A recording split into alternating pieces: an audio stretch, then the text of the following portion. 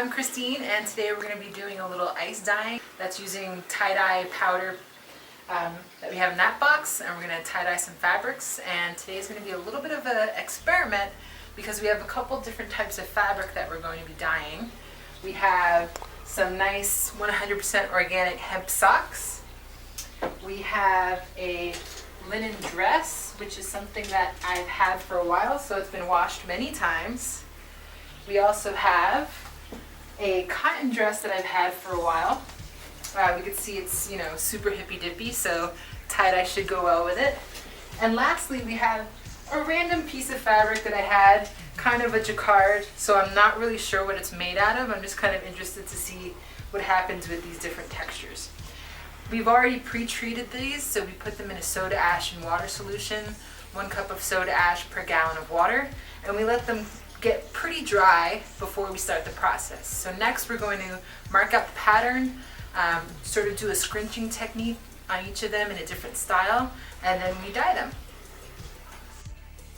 Alright, so we're going to start with this linen dress, and we're going to do basically a big huge V pattern. And because you want everything to be symmetrical, ideally you would iron it, but I'm not that kind of person. So we're going to fold it over roughly symmetrically, and we want to make sure our top is all even with each other. Things are kind of symmetrical. Line everything up. And then after you've done that, you can just sort of draw out your lines. So where do you want your V pattern to be? And here we could see that kind of a complicated design. So I think we're just going to do something like, so you want to use a washable marker.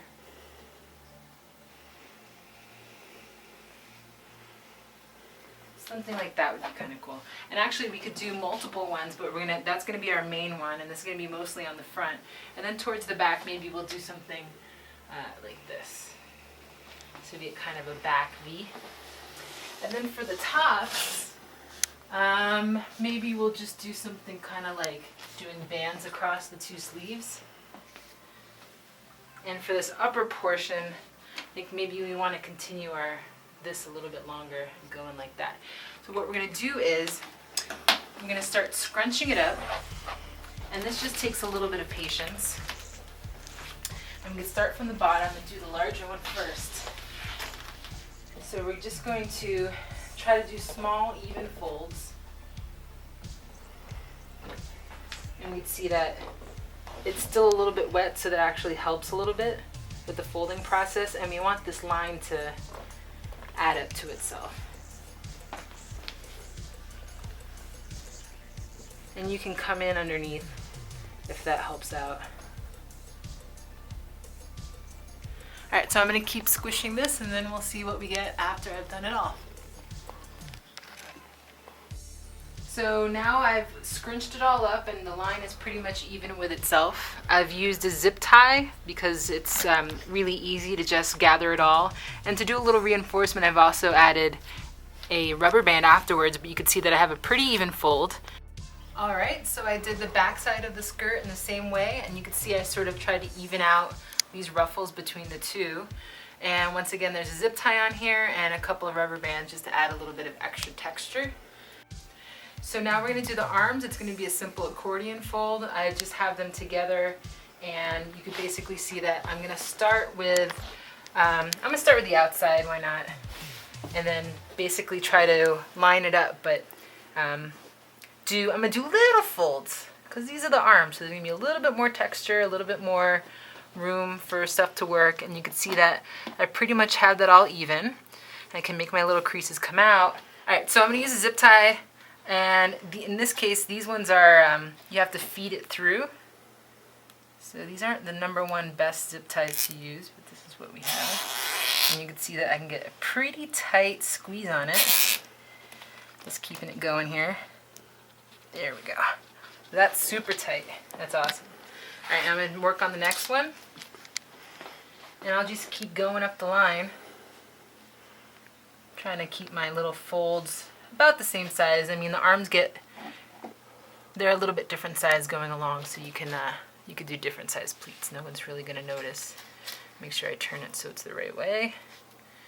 And I'm gonna feed this through here. Kind of squeeze my pleats once again and get it nice and tight. This is almost like a shibori method we're doing with these guys. All right, now I'm just gonna keep going. All right, so now that we have these all zip tied up, I'm just gonna go through and snip off the extra material. We kind of don't need it, and it might inhibit the absorption, so we'll just take them off. And I'll do that all the way around. I've also done an extra couple of folds. We're gonna try something new, see if it comes out. So I've collected it all up and I've placed it inside of my bin on top of my grate. And now what I'm going to do is I'm going to take a few pieces of cardboard that I've already cut, and I'm going to make a little container for the ice that's going to go on top of it.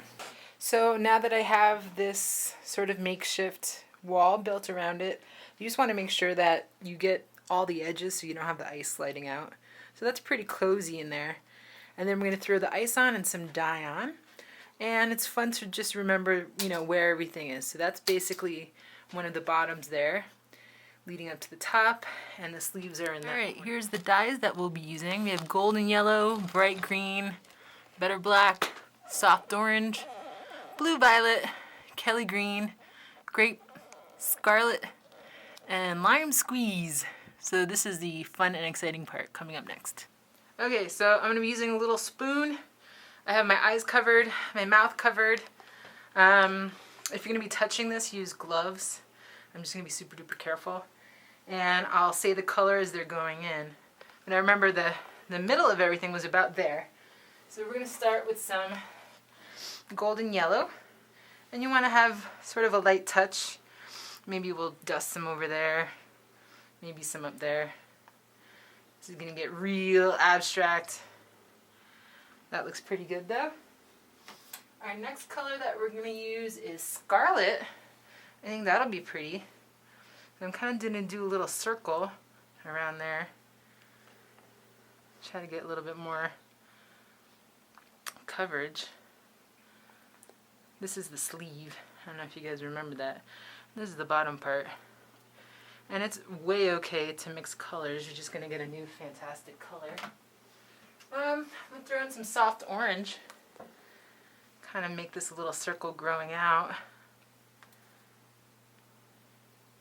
But you can already see the colors as they start melting.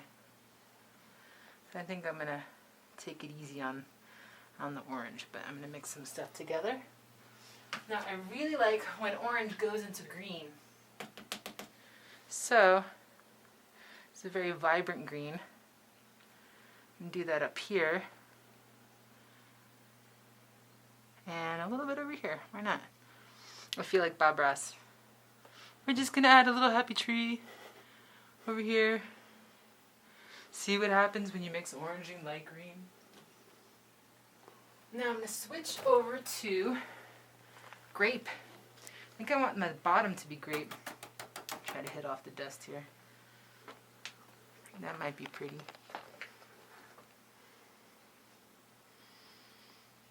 Not too much. This is grape is very strong. It can overwhelm. And then this is my favorite, blue violet. So we're gonna transition from scarlet to blue violet. And we'll add a little bit down here. And all the way down there. I just like it so much. Heck, I'll put a little bit up here, see what happens. And then it's nice to have contrast. So I'm gonna add a little green here. Just see what happens. Just to make a little green band. Like that. So let's see if there's any spots that are kind of missing some dye.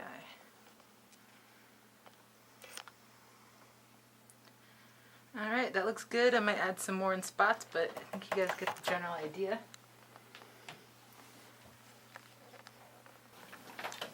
So here we go. It's melted probably, it's been 4 or 5 hours now. It's taking its time.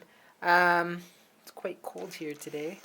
So what I'm doing is I'm taking all the ice off, and then after I do that, and I'm happy with how much it's gone through, I'm just gonna stick it in a plastic bag and let it batch for, up to 24 hours. So I'll do that in a second. Alright, so it's been setting for about, 20 hours now. So we're going to take it out and we're going to start rinsing it. So that looks pretty good. We're going to rinse it in cold water and then take these off and rinse it some more until the water runs pretty clear. And this is actually going to take a surprisingly long time. So I'll see you when it's all done. So after the first rinse, it's looking pretty good. I really, really like the skirt, how it came out. You can see you got some nice, this is where we drew the line and ruffled it up. And then we got some nice green in there. And then on the top, we got a nice sort of heart, half moon shape. And it's going to be even more vibrant after we put it into the washer. I'm also really psyched by the sleeves. As you can see with the ruffling, we got some good, a good amount of gradient on there with the different colors. So I'm going to throw it in the wash now. Wash it on hot with just a little bit of detergent. You can get the Synthropol, but if you don't have it, you can just use regular detergent. I guess try to use something that's pH neutral. Okay. This is how it came out. This is the front. We can see that the symmetry is defined by your folding pattern. So even though the colors were everywhere, they're pretty symmetric. Do a couple close-up shots here of the skirt portion. And that's the top. Come on into the sleeve here. This is the front. There's the sleeve. Make sure I get that nice and focused. Here's the skirt part. It's quite intense.